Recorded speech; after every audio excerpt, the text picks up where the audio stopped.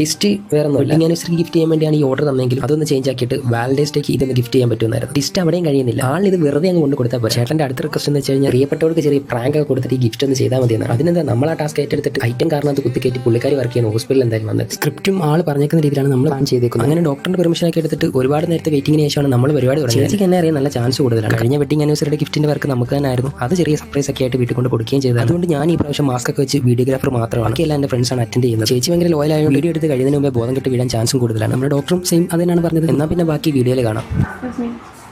രഞ്ജിനി നല്ല പേര് ഒരു കാര്യം സംസാരിക്കാൻ വന്നായിരുന്നു.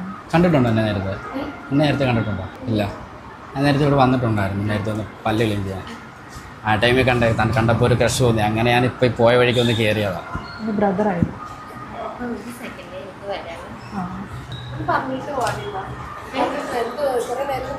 എന്ത് പറ്റിയായിരുന്നു? Patient wait